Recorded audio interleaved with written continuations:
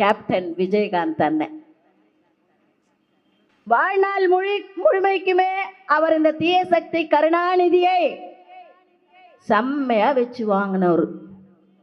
அவர் உயிரோடு இருக்கும் பொழுது இந்த வாடகை வாய்களான அந்த வடிவேலு என்ன சொன்னார்னு உங்களுக்கு ஒரு ஞாபகப்படுத்துறேன். கப்பலை கடலிலே ஓட்டிக்கொண்டு செல்கிறவன் தான் கேப்டன், எந்நேரம் தண்ணியில இருக்கிறவன் கேப்டன் இல்ல அப்படின்னு கேவலப்படுத்தினார்.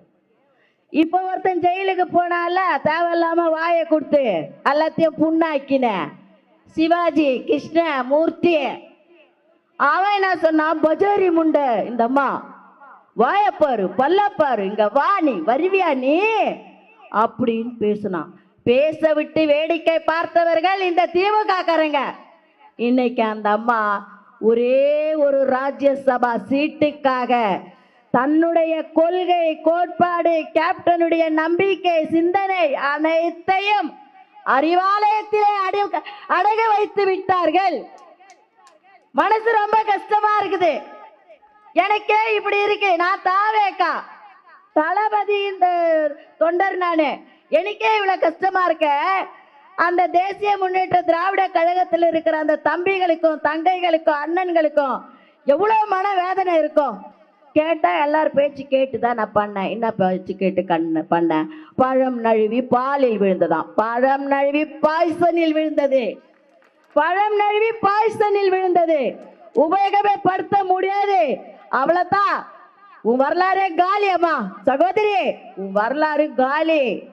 இனி அந்த ஓட்டெல்லாம் கேப்டன் ஓட்டெல்லாம் எங்க தளபதிக்கு தான் வரப்போகுது. எங்க தளபதிக்கு தான் வரப்போகுது. முடிவு பண்ணிட்டாங்க. ஏன்னா இந்த துரோகத்தை, கேப்டனுக்கு செய்த துரோகத்தை நீங்கள் மறந்திருக்கலாம். உண்மை விஜயகாந்தின் தொண்டர்கள் மறக்கவே மாட்டாங்க. உங்களுக்கு பதிலடி கொடுப்பாங்க. எங்க நீங்க சீட்டு வாங்கினாலும் ஜீரோ தான். நீங்க ஜீரோ. அவ்வளவு மனசு கஷ்டமா இருக்கு. நம்ம அடிக்கடி நம்ம தம்பி தங்கச்சிங்கெல்லாம் நம்மளை இப்படிலாம் சொல்றாங்க அப்படிலாம் சொல்றாங்கன்னு வருத்தப்படுறீங்க. அதுக்கு ஒரு நிகழ்வு சொல்றேன். ஒருத்தன் இருந்தான், கடவுள்கிட்ட ஒரு வரம் கேட்டான். என்ன வேணும்னு கேட்டாரு. மற்றவர் என்ன என்னை பத்தி நினைக்கிறாங்கன்னு நான் தெரிஞ்சுக்கணும் அப்படின்னு சொன்னான்.